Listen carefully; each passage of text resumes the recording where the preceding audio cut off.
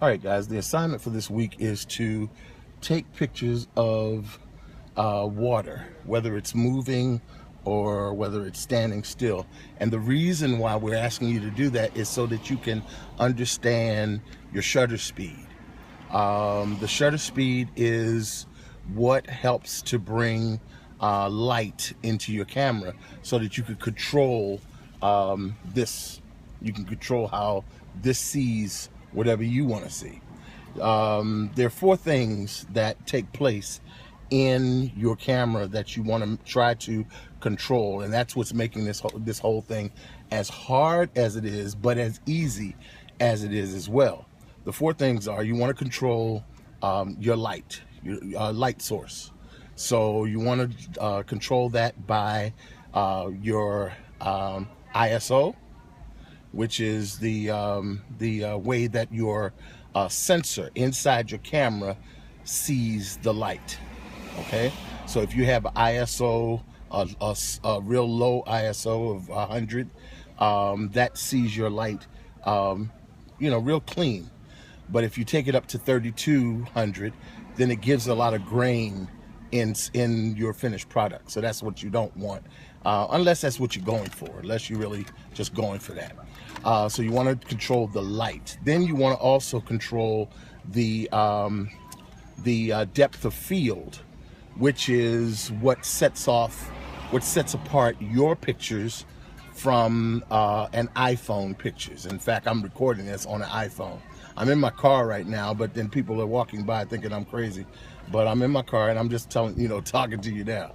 But you want to record this on your camera and control your depth of field. What depth of field is? It's simply what makes the things that are close to your camera looks at them in layers. So you look at a front, a medium, and then a back. And so that when you take your picture, they look more 3D than just a flat picture.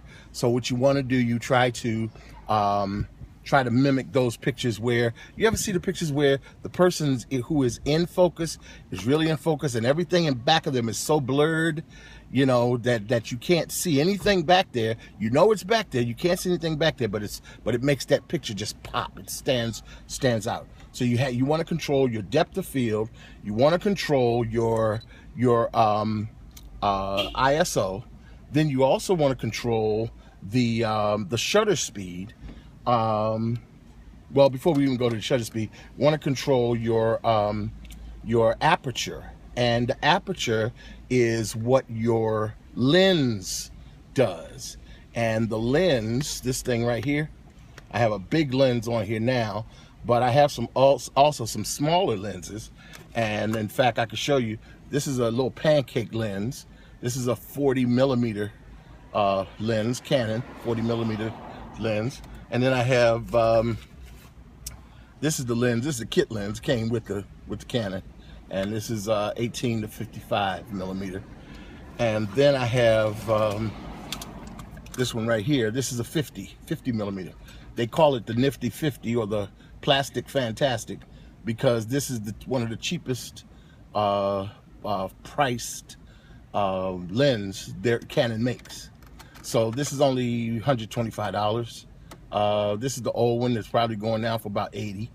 But the new one has a STM motor inside, which means that when you are focusing on video, you don't hear this.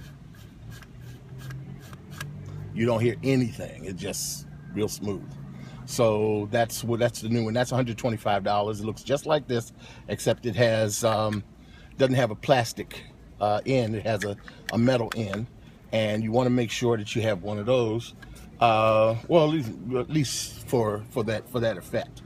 So those three things, your depth of field, your light source with your aperture, and you want to make sure that your ISO is in control. And then finally, we want to look at your shutter speed. And the shutter speed is another part of what controls your light.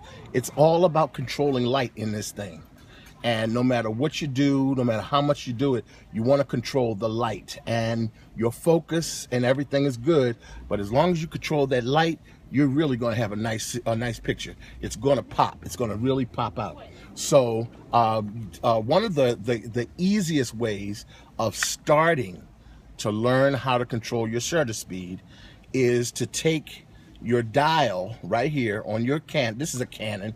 Some of you all may have Nikes or Sonys or what have you, but every camera usually has, I know a single lens reflex has a dial for your shutter speed, where your shutter speed is priority. So in this camera, the shutter speed priority is called TV, and I don't know, it means let's see, TV is shutter priority. Now I don't know why it's called TV, but that's what it is. It's something. I had to find that out later. But the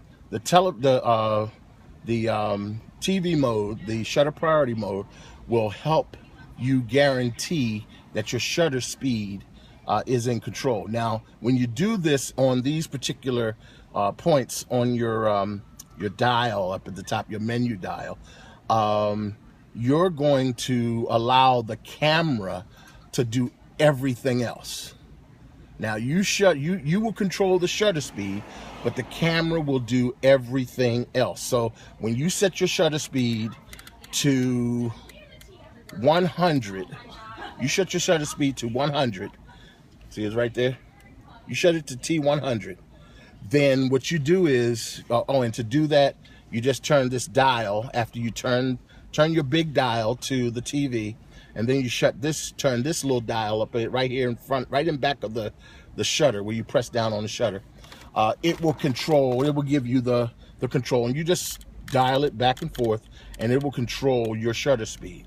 So if you take your shutter speed and you aim at something like, say, water, and you have it at 100, then when you take that picture, it's going to give you the water, and it's going to look like it's flowing. So the water is going to look like it's just actually coming down. So after you do that, it shows you motion. So like if you're taking a picture of some cars that are moving, when you take it at a slow shutter speed, your cars will actually blur by in your shot. So sometimes you want that. You want to have that kind of motion. You want to show motion. Even at a car going slow, it still will have some kind of motion in it. Now, when you turn your shutter speed up to 1,000 to 2,000, then your shutter speed is going to freeze your action. So what it's going to do is, if you're seeing something that's going by really fast and you take it at a fast shutter speed, it's going to freeze it so that it just stops in midair, in midstream. So when you look at that, you look at your shutter speed, it's going to stop right there, and that's going to give you even more of control on your camera. So hopefully this is just a little tutorial to help you to do that, to show that shutter speed. Now, if you want to just take it off and put it on manual, like like most of us are trying to rope the whole thing manually, then the first dial that comes up is at least on the Canon, is going to be your shutter speed. So you want to set your shutter speed first. You set it, and then usually if you want a fast shutter speed, shut it at 1,000 or even faster, and it will freeze your action.